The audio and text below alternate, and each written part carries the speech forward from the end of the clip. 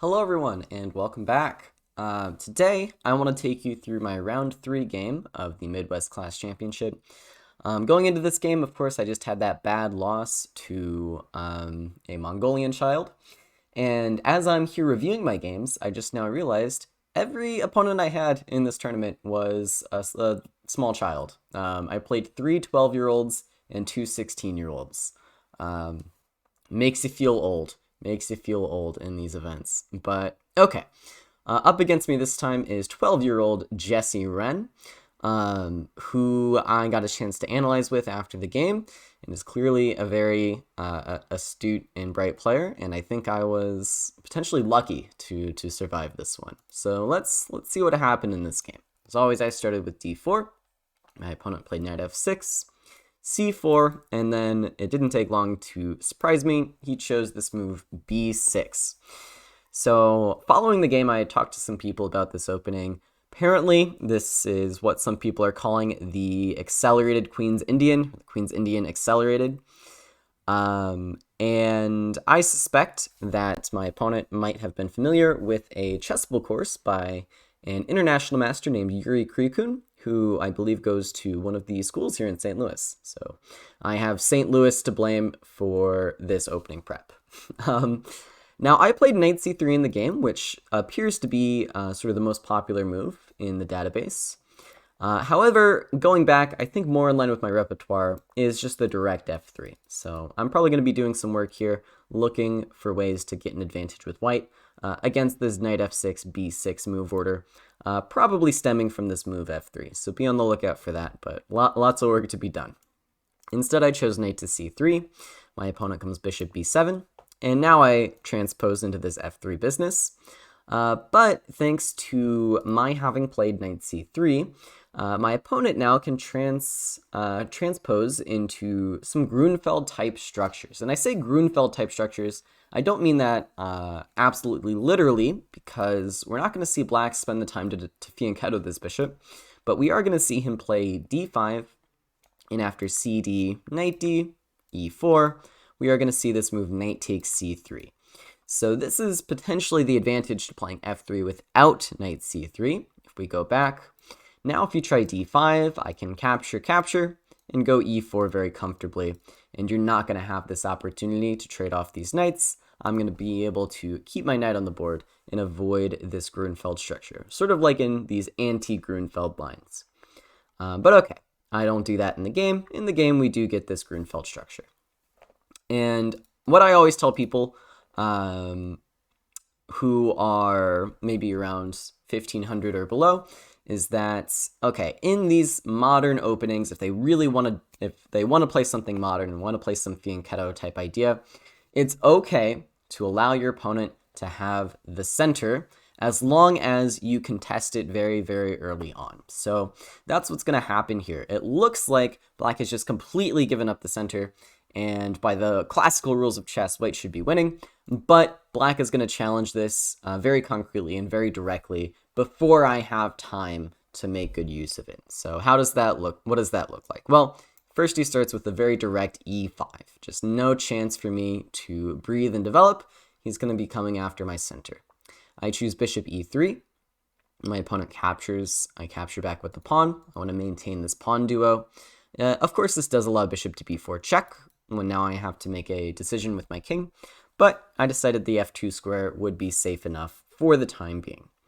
My opponent castled, I continued development, and then already again, he strikes back at my center with this move c5. So I feel like it might be tempting to a lot of people to try to play this move d5 for a number of reasons. Number one, potentially, it's locking this bishop out of the game on b7. Number two, it of course preserves our central pawn duo. Now, you know, this attack against it from the c pawn is not going to stand.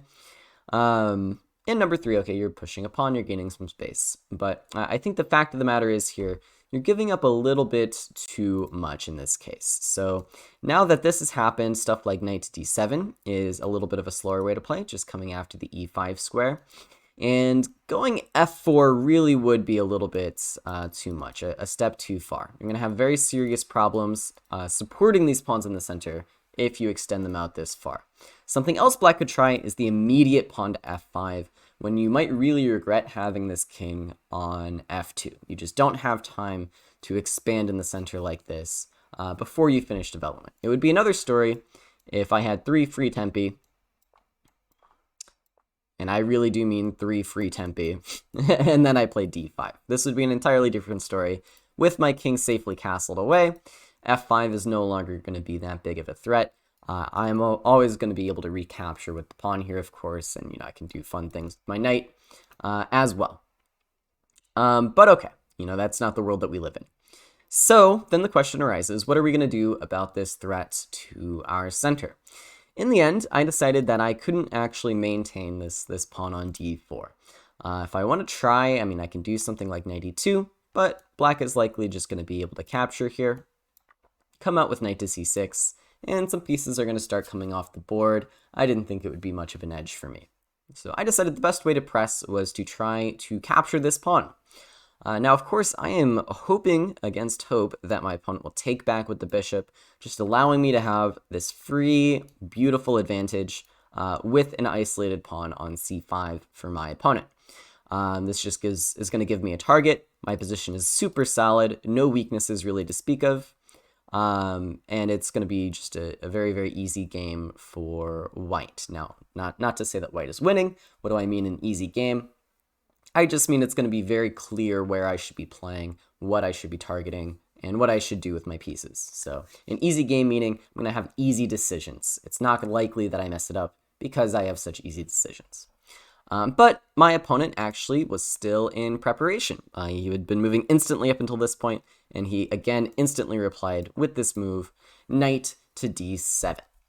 And now here, perhaps I overestimated my position a little bit. I felt that okay, it's true that I have some problems with development, but I have this wonderful pawn on e4. My bishops look fantastic out here. They're very active pieces. So I felt that I should have some advantage here. And so because of that, perhaps this led me down the wrong path. This is, I think, a common problem for me. I tend to overestimate my positions. I avoided moves like rook to b1 because after something like bishop c5, bishop takes c5, knight takes c5, knight to e2, we're going to have this rather innocuous position, or maybe potentially I should even capture, and then knight e2 in light of the slight weakness around my king. We're going to have this slightly innocuous position. What does that mean? It means, okay, perhaps white has a teeny tiny edge because having these 4 pawns versus this 3 on the king side is just a bit easier to work with than this 2 versus 1 majority. But, I'm going to be in for a long game to say the very least, and with good play, it probably is just going to be equal at the end of the day. A drawing type of endgame. Just a quick word about these endgames. Why is the 4 versus 3 potentially better than the 2 versus 1? Well, I'm going to be able to gain a ton of space over here on the king side in the long run. I'm not saying these moves are going to happen right away, but eventually I'm going to start playing things like g4, h4, and in the very, very long run, I'll continue pushing these pawns up the board and give black some real problems. Conversely, the best that black can hope for is like a6, b5, taking away some squares on the queen side from my pieces, but that's going to be a little ways off here, and really, in the long run, this majority just is harder to use, right? It's clear I can gain all the space because I have all these pawns. With these queenside pawns, it's not necessarily even about gaining space. Really, it's more about trying to make a passed pawn and trying to make that relevant, which can be a little bit tricky with these rooks on the board. Okay, so that's what I should have done. I should have just said, okay, my opponent played well. Clearly, he had all the preparation in the world.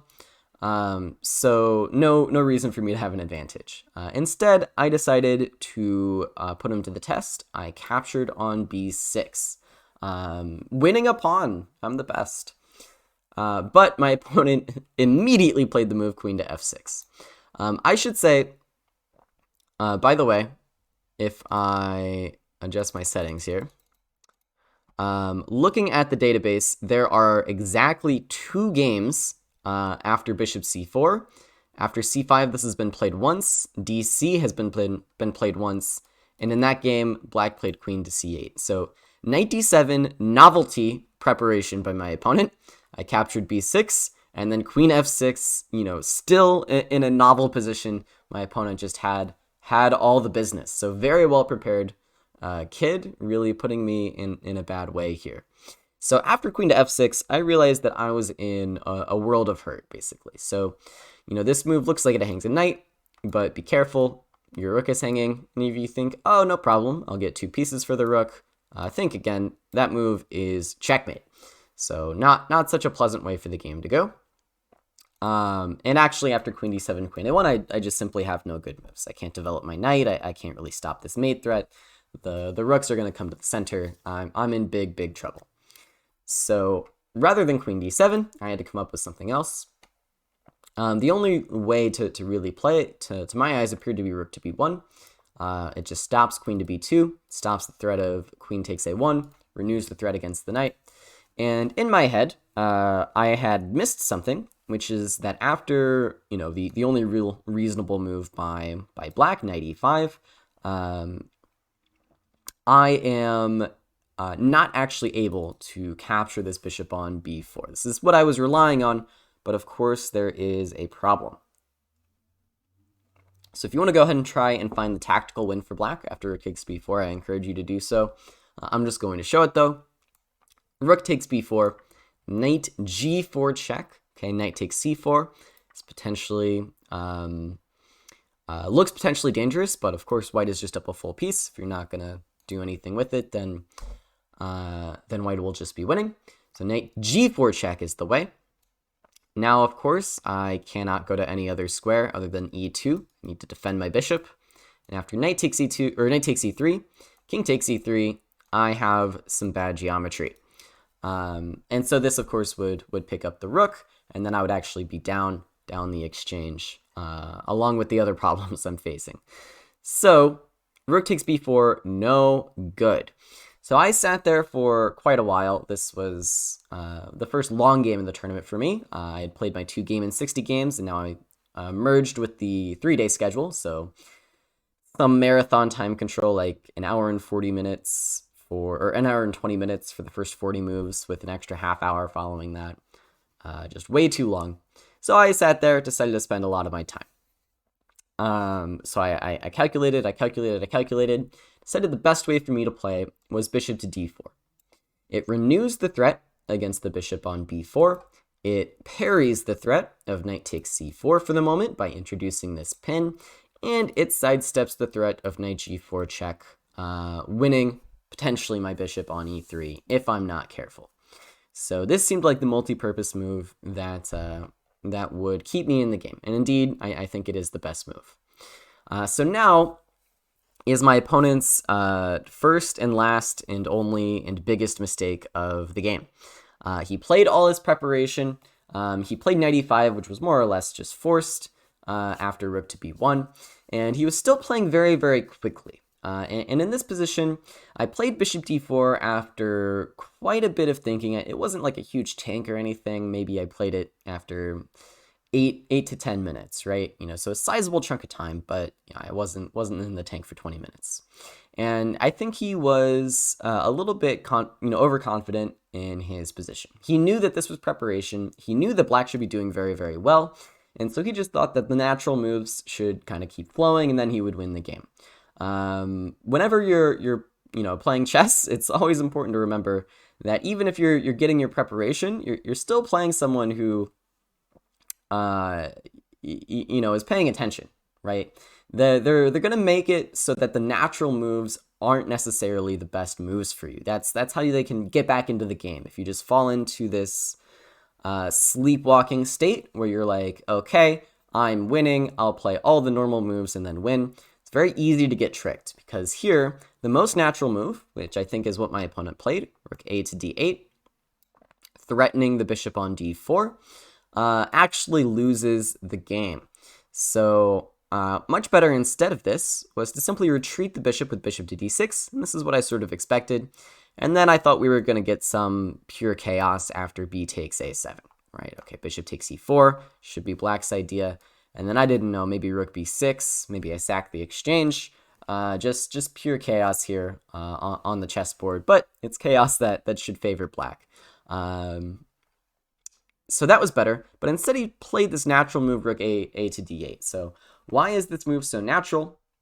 Well, it makes a tactical threat, right? He just wanted to keep the threats coming, keep the pieces flowing into the game. He didn't want to take his foot off the gas by moving his bishop. So what's the big threat? So let's see if you can find black to move and win after knight to h3, for example. Or, okay, yeah, knight to h3, we'll say. Black to move and win here. Okay, of course, the move is knight g4. Oh, I lied. The move is rook takes d4. Maybe knight g4 check first also works. When you simply cannot recapture this piece because of knight g4 check. When the queen is attacked, the king is in check, and I cannot use my king to defend my queen. Just winning my queen outright.